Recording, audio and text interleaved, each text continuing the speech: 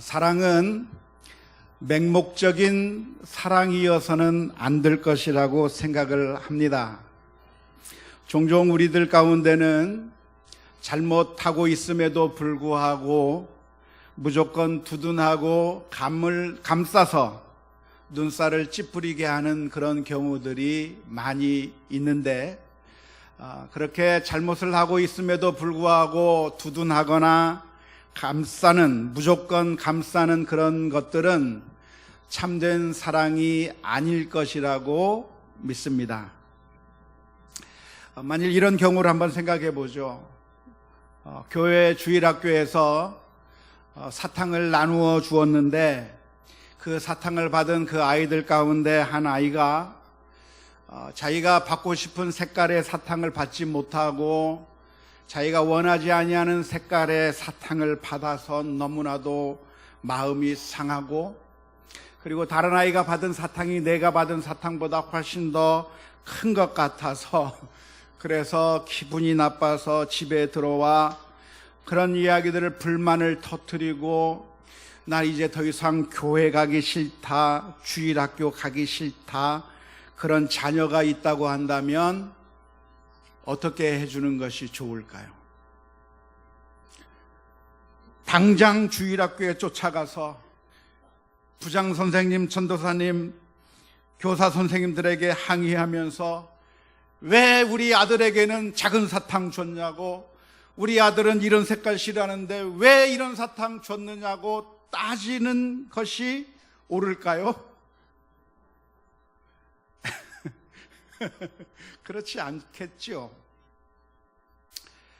정말 자녀를 사랑한다고 하면 그 자녀의 그런 모습을 보고 무조건 두둔하고 자녀의 편을 들어서 이야기하는 것이 아니라, 사실은 그 자녀가 바른 길로 갈 수 있도록 네가 양보를 하는 것이 예수님께서 기뻐하실 일이고, 다른 아이가 더 좋은 것을 가지는 것을 보면서 기뻐하는 것이, 그것이 주님께서 더 기뻐하실 일이고, 우리들의 신앙생활의 목적이 사탕을 받는 것이 아니라 사실은 주님 앞에 참된 마음으로 예배하며 나가는 것이 바르고 옳은 길이라고 하는 사실을 우리 자녀들에게 알려주는 것이, 그것이 참된 사랑의 표현의 방법이라고 믿습니다.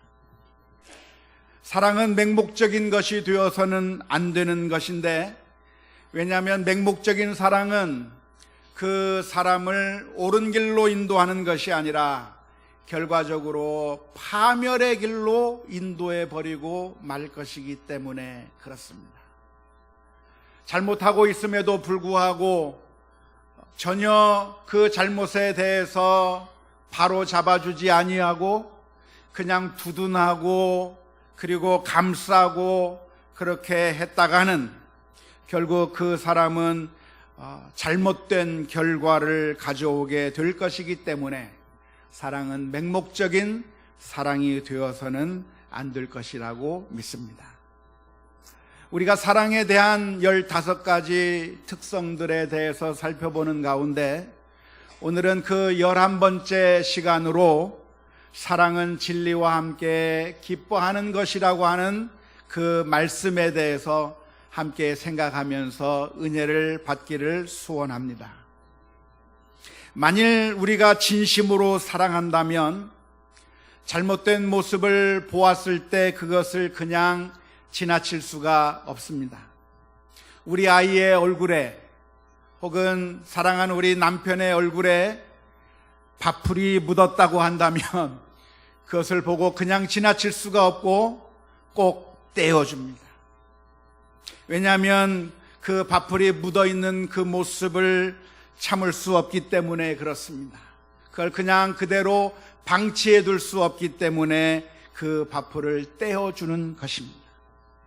우리 아이의 코에서 콧물이 나와 그리고 그 자신의 옷을 더럽히고 있다고 한다면, 그 자녀를 사랑하는 부모라고 한다면 그 아이의 코에서 콧물을 닦아줄 것입니다. 사랑하는 마음이 있다고 한다면 우리 자녀들이 그리고 우리의 사랑하는 사람들이 잘못된 모습을 가지고 있는 것을 그냥 방치하거나 내버려 두는 것이 아니라 옳은 길로 바른 모습으로 변화될 수 있도록 도우려고 하는 것이, 그것이 사랑하는 사람이 가지고 있는 특징일 줄로 믿습니다.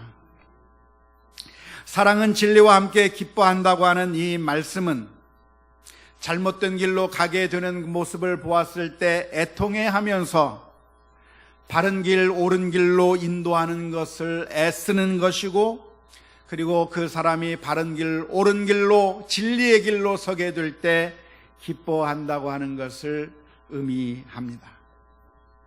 우리 교회라고 하는 공동체는 사랑의 공동체가 되어야 하는데요, 교회가 사랑의 공동체가 되어야 한다고 하는 이 말은, 그러니까 좋은 게 좋은 거라고 하면서 무조건 감싸고 도는 것을 의미하지 않습니다. 종종 교회에는 여러 가지 어려운 문제들이 발생합니다. 교회는 완벽한 사람들이 모인 곳이 아니라 죄인들이 모인 곳이고, 아직 완전히 성화되지 아니한 부족한 사람들이 모인 그곳이 바로 교회이기 때문에, 교회에서 좋은 일만 만나는 것이 아니라 교회에서 별별 이상한 문제들을 만나게 될 때가 있습니다.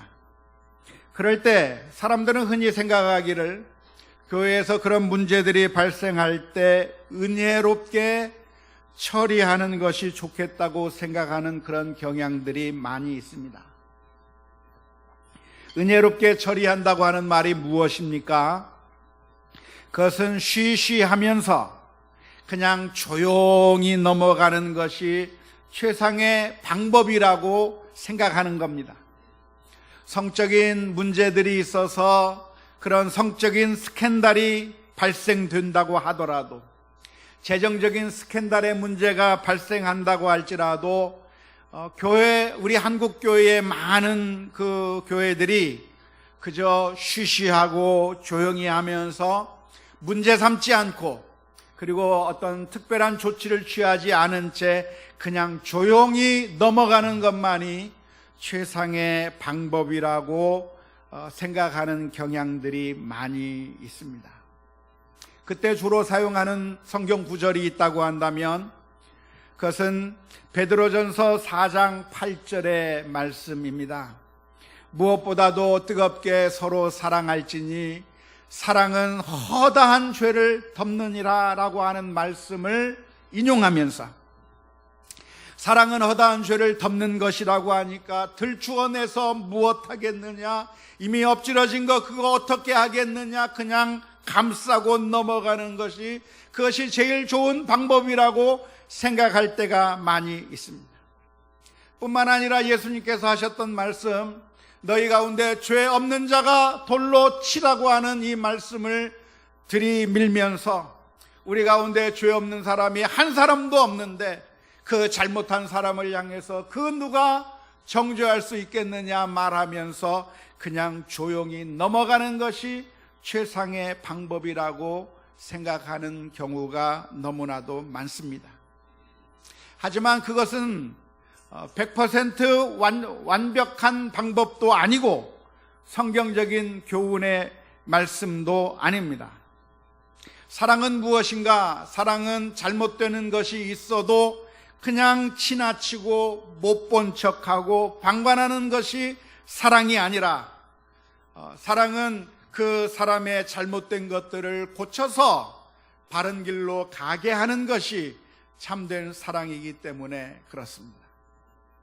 만일 누군가가 죄를 짓고 잘못을 하고 있음에도 불구하고 그냥 내버려 두고 방관하고 못 본 척 한다고 하면 결국 그 사람은 영원히 멸망을 당할 수밖에 없는 것인데, 그 사람에게 좋은 일을 한 것이 아니라 그 사람이 영원히 멸망당할 수밖에 없도록 만드는 것이기 때문에 그러한 태도는 참된 사랑의 태도라고 말할 수가 없을 것입니다.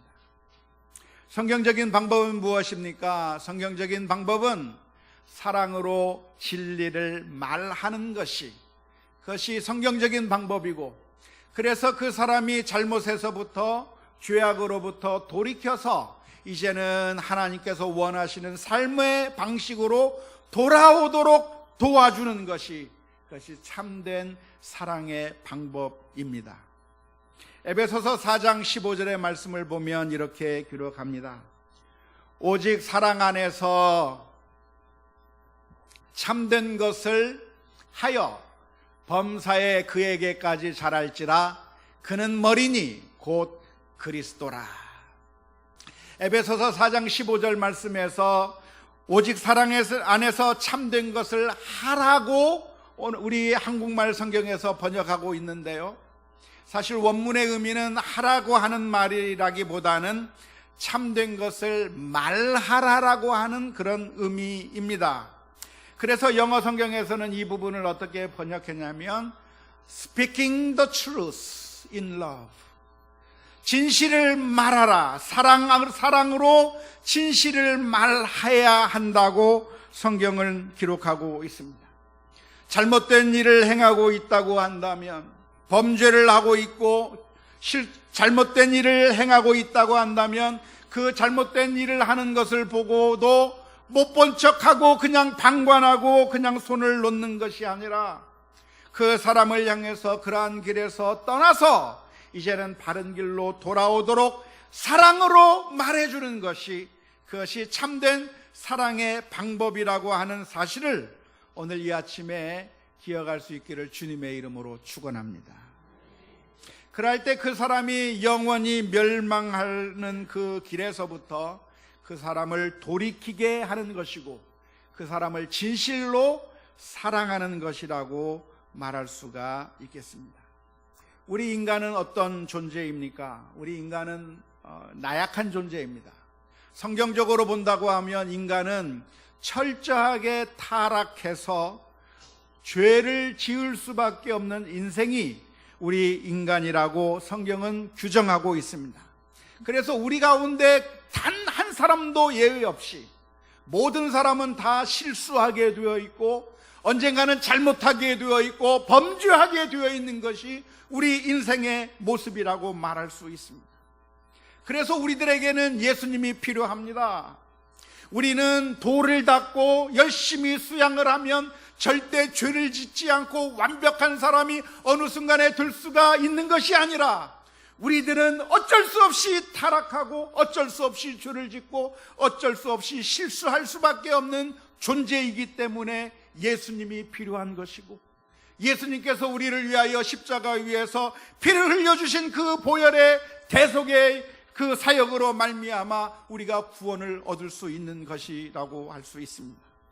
하나님께서 우리를 교회라고 하는 공동체로 묶어주신 이유가 있다고 한다면, 그리고 더 나아가서 하나님께서 우리를 가족이라고 하는 공동체로 묶어주신 이유가 있다고 한다면, 우리 가운데 그 누가 잘못하고 넘어질 때, 실수하고 죄악을 저지를 때 그 옆에 있는 우리 동료들이, 우리 사랑하는 가족들이 그 사람이 넘어져 있는 그 모습을 보고 그냥 방관하고 지나치는 것이 아니라 사랑의 손길을 내밀어서 그 사람을 다시 일으켜 세워주기 위해서 교회라고 하는 공동체가 존재하는 것이고, 가정이라고 하는 공동체가 존재한다고 하는 사실을 믿을 수 있기를 바랍니다. 전도서 4장 10절 말씀에 보면 이런 말씀이 있습니다. 혹시 그들이 넘어지면 하나가 그 동물을 붙들어 일으키려니와 홀로 있어 넘어지고 붙들어 일으킬 자가 없는 자에게는 화가 있으리라. 전도서 4장 10절의 말씀을 가만히 묵상해 보십시오. 어떤 사람에게 화가 있다고 그렇게 기록하고 있습니까? 어떤 사람에게 화가 있느냐고 기록하고 있냐면, 죄악을 저지르는 사람에게 화가 있다고 그렇게 말하지 않아요. 실수하고 넘어지는 사람에게 화가 있다고 말하지 않아요. 사실 우리 모두가 다 넘어지고 쓰러질 수밖에 없는 인생들이기 때문에 그렇습니다. 그런데 누구에게 화가 있는가? 넘어졌는데 일으켜 세울 자가 없는 사람이 화가 있다는 거예요. 우리 인생이 넘어질 수가 있겠지만 그 순간에 누군가 우리에게 다가와서 사랑으로 일으켜 세워주고 잘못된 길로 가는 그 길을 막아서고 진실의 길로, 진리의 길로 돌아오도록 인도해 주는 사람이 없다고 한다면 그것은 불행한 사람이라고 말할 수 있습니다. 우리가 가정이라고 하는 공동체를 만들었다고 한다면 사랑하는 남편이 넘어질 때 아내가 붙들어 일으켜야 하는 것이고, 아내가 실수하고 넘어지면 남편이 붙들어 일으켜 세워야 하는 것이고, 우리 자녀들이 잘못된 길로 가면 부모가 그 자녀를 붙들어 일으켜 세워야 하는 것이 가정이라고 하는 것을 주신 이유라고 하는 것입니다.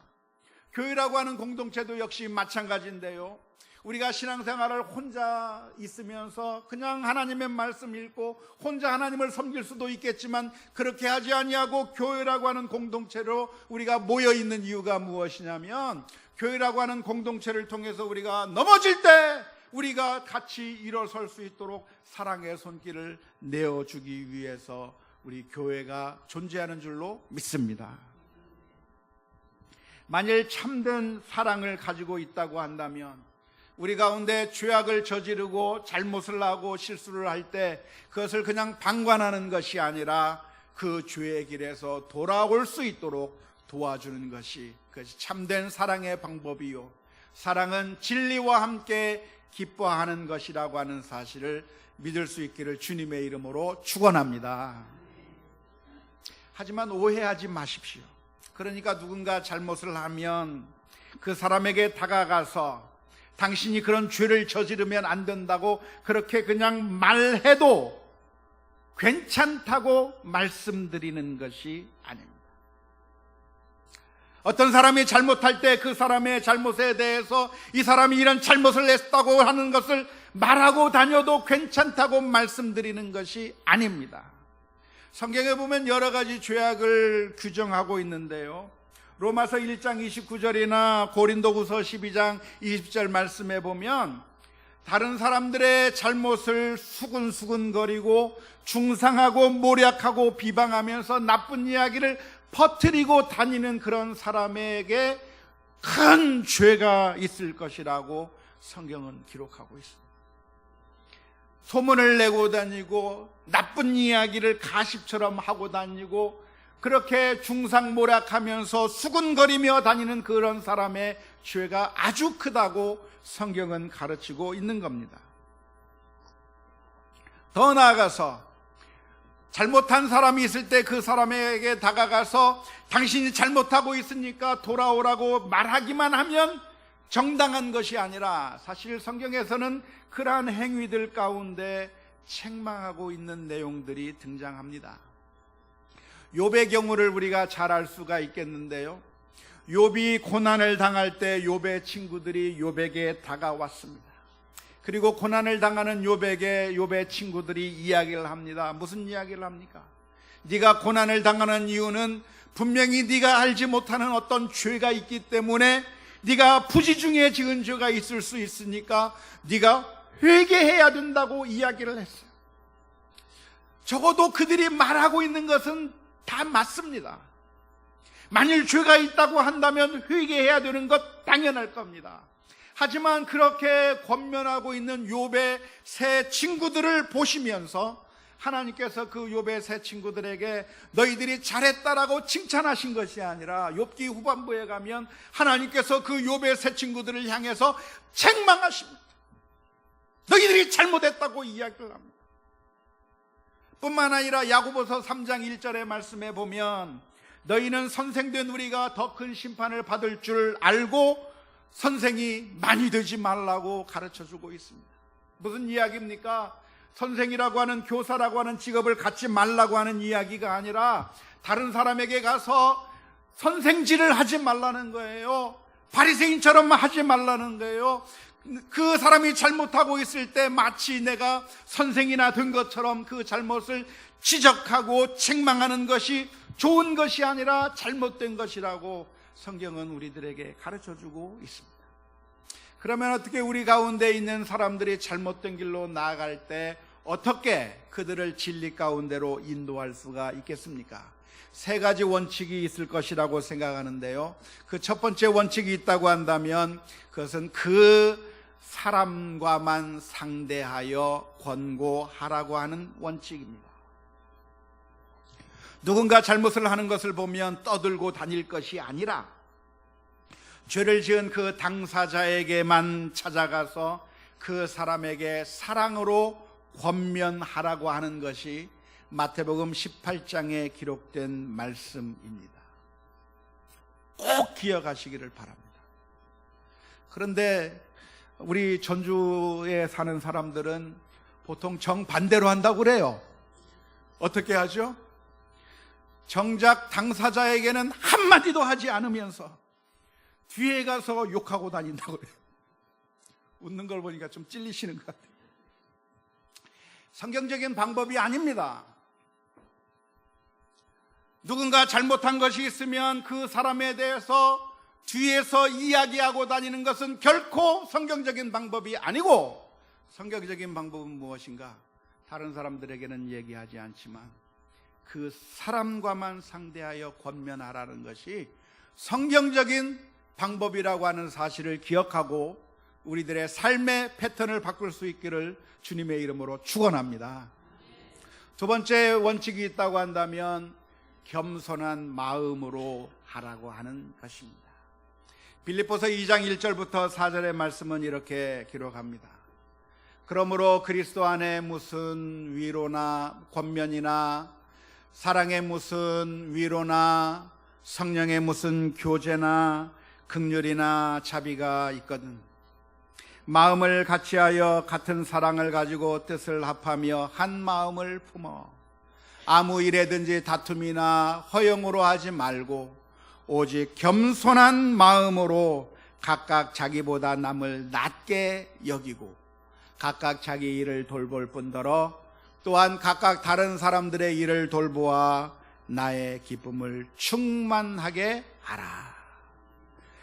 우리가 어떤 잘못하는 사람을 보았을 때 그 사람에게 다가가서 마치 나는 아무런 죄가 없는 것처럼, 아빠나 엄마는 자녀들에게 훈계를 하면서 아빠나 엄마는 전혀 잘못을 하지 않는 그런 거룩한 사람인 것처럼 그 자녀를 향해서 이야기할 것이 아니라, 우리 동료 가운데 누군가 잘못을 하고 있다고 한다면 나는 그런 죄를 짓지 않는 거룩한 사람인데 어떻게 그런 죄를 지을 수 있느냐고 무시하고 책망하는 투로 이야기하는 것이 아니라, 오늘 내가 사실 알고 보면 그 사람보다도 더 큰 죄를 지을 수 있고 사실은 짓고 있고 그것을 숨기고 있을 뿐이라고 하는 사실을 분명하게 기억하면서, 나도 똑같이 죄를 지은 죄인인데 우리가 그런 죄를 지으면 안 될 것이라고 하는 사실을 기억하면서 다가가야 하는 거예요.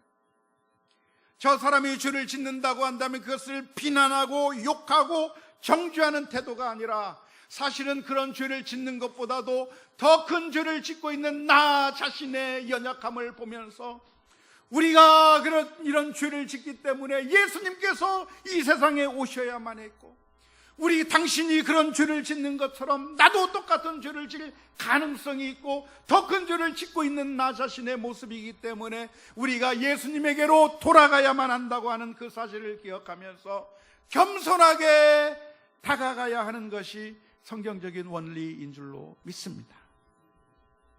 세 번째 원리가 있다고 한다면 사랑의 마음으로, 사랑하는 마음으로 해야 할 것입니다. 우리가 고린도전서 13장 사랑의 그 특성들을 살펴보는 가운데 사랑에 대해서 무엇을 배웠습니까? 사랑은 그냥 무턱대고 이야기하는 것이 아니라 오래 참는 것이고, 잘못한 것이 있으면 분노하면서 의로운 분노를 내버리는 것이 아니라 성내지 않아야 하는 것입니다. 교만하지 않아야 하는 것이고, 무례하게 이야기하지 않는 것이고, 모든 것을 참고 모든 것을 믿는 것이라고 하는 이 사랑의 원칙에 따라서 우리 그 사람들에게 진리로 다가설 수 있도록 도움을 주어야 할 줄로 믿습니다. 이게 쉽지가 않아요. 말처럼 쉬우면 얼마나 좋겠어요. 서로 도와주고 손잡아 일으켜 세워주고, 잘못한 것이 있으면 그 잘못해서 돌이킬 수 있도록 안내하고 인도해 주는 것이 이렇게 말처럼 잘 되면 얼마나 좋겠어. 그래서 우리 교회 성도들이 서로 연약한 사람들인데, 서로 영적으로 다 타락한 죄인들인데 서로가 도와주고 서로가 도와주어서 그래서 다 일어설 수 있는 그런 영적으로 건강한 교회를 추구해 나갈 수 있으면 얼마나 좋겠어요. 근데 이게 어려워요. 제가 아는 어떤 목사님들이 있는데요, 여러 명의 목사님들을 제가 알고 있는데, 이 목사님들은 제가 볼 때는 정말 대단한 목사님들이에요. 괜찮은 목사님들이에요. 제가 존경할 만한 목사님들이에요. 그런데 그 목사님들끼리 서로 만나고 교제하다가 서로 이런 이야기를 했어요. 자, 우리가 서로 이렇게 목회들을 하고 있는데 우리 목사들도 잘못될 가능성이 많으니 우리가 서로 우리 가운데 그 누구가 잘못하는 것을 본다고 하면 침묵하지 말고 사랑으로 진실을 말해주기로 서로 약속을 했습니다. 내가 만일 잘못하면 여러분이 나에게 그 잘못에 대해서 얘기해줘서 내가 바른 길로 돌아올 수 있도록 그렇게 얘기를 해주세요. 서로가 약조를 하면서 그래 우리가 서로 믿고 서로 이렇게 권면해서 우리가 바른 길로 가는 일에 서로가 도움이 되었으면 좋겠다고 서로 약조하고 좋은 교제를 가지는 목사님들이 있었습니다. 요즘 보니까 그 목사님들 사이에 서로 서먹해진 것 같아요. 누군가 이야기를 합니다. 그렇게 하면 안 될 것 같다고. 목회를 할 때 아무래도 내가 볼 때는 그것은 성경적인 방법이 아닌 것 같다고 권면하고, 그래서 바른 길로 돌아오게 하면 좋겠다고 이야기를 하는데, 마음 같아서는 그 이야기를 듣고 돌이켰으면 좋겠지만 사람의 마음이라고 하는 것이 너무나도 악해서 그 이야기를 하는 그 말을 받아들일 수가 없는 겁니다. 그리고 섭섭해요. 지금 내가 힘들고 어려운 상황 가운데 있는데 나를 이해해 주지 못하고 저런 섭섭한 말을 한다고 하는 것이 너무나도 힘들어서 결국 아예 이렇게 그분들이 완전히 다 이렇게 의절한 건 아니지만 여전히 교제하고 있지만 예전에 그렇게 좋았던 관계에서보다는 조금 느슨해지고 좀 제각길로 가는 것 같은 느낌을 받아요. 정말 어려워요. 우리 교회도 마찬가지고 사실 우리 자녀들에게도 역시 마찬가지입니다. 사실 우리는 진리와 함께 기뻐한다고 하는 이 사랑의 원칙 때문에 우리는 진리로 인도해 주었으면 좋겠지만, 그러나 사실은 그 결과가 엉뚱한 결과로 나타날 때가 너무나도 많습니다. 사춘기의 자녀들이 뻗나가는 것만 같아서 그래서 바른 길로 돌아오게 하도록 하기 위해서 말 한마디를 건네는데 우리 자녀들이 그것을 감사함으로 받아들이는 것이 아니라 오히려 더 반발하고 오히려 더 역효과를 내는 경우를 얼마나 많이 경험했습니다. 말하면 사랑으로 이야기를 해주는데 그 엄마의 마음을 이해하지 못하고 오히려 더 잘못된 길로 가고 있는 그 사춘기 자녀의 모습을 보는 것과 마찬가지로 우리 인생이 너무나도 사악해서 하나님의 말씀에 그 진리 앞에 서는 것을 두려워하고 오히려 반발하려고 하는 그런 속성들이 우리들에게 있는 겁니다. 그래서 우리들은 종종 어떤 생각을 하냐면 그냥 내버려 두자, 그냥 좋은 게 좋은 거라 하면서 그냥 방치해버리고 방관해버리는 것을 결단한 사람들도 많이 있을 것입니다. 하지만 사랑은 무엇입니까? 사랑은 불의와 함께 기뻐하는 것도 아니고 사랑은 진리와 함께 기뻐하는 것이라고 하는 사실을 기억할 수 있기를 주님의 이름으로 축원합니다. 누군가 멸망을 당하고 있다고 한다면, 누군가 죽어간다고 하면 그 모습을 보면서 아쉽구나 하면서 혀만 끌끌 차고 있을 것이 아닙니다. 사랑이 없는 사람들은 그런 순간에 무슨 말을 합니까? 저 사람과 나는 아무런 상관이 없다고 말을 합니다.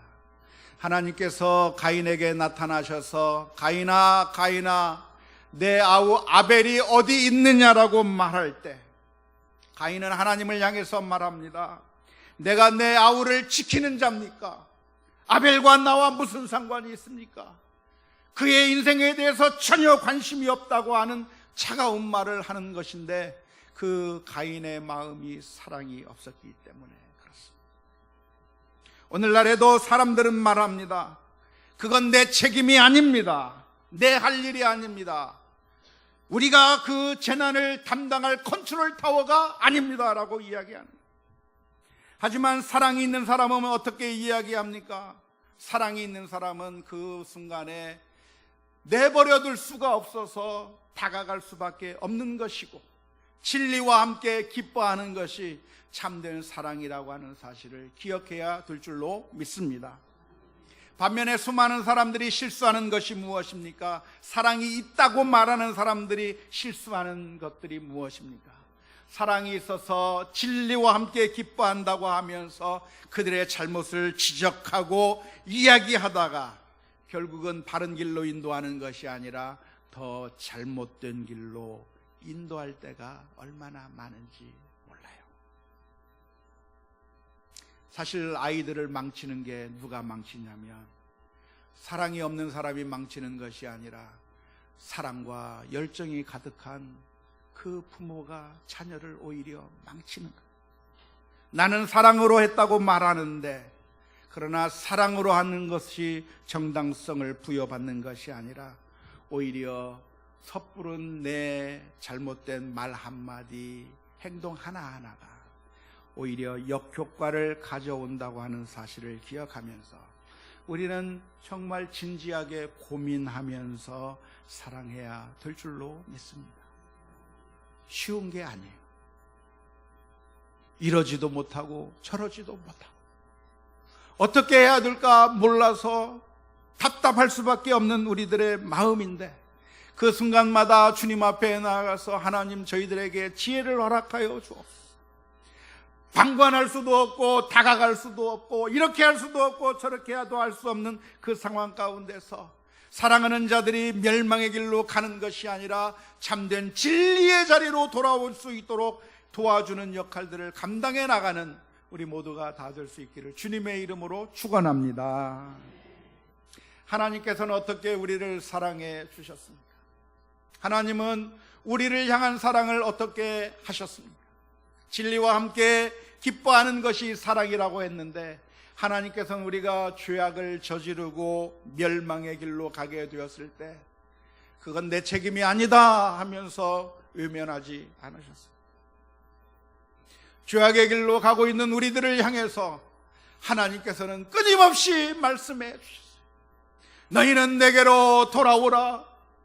어서 돌아오라고 이야기할 뿐만 아니라 선지자들을 보내셨는데 사람들이 선지자를 죽여도 또 보내고 또 보내고 하면서 그 하나님에게로 돌아오도록 계속해서 선지자를 보내주셨을 뿐만 아니라 결국 마지막에는 그 아들을 보내어 주셔서 십자가 위에서 피 흘려 죽으심으로 말미암아 우리들의 모든 죄를 용서하시고 저와 여러분들을 하나님의 자녀로 회복시켜 주시는 것이 하나님께서 우리를 향해서 베풀어 주신 놀라운 은혜의 사랑이라고 하는 사실을 기억할 수 있기를 주님의 이름으로 축원합니다.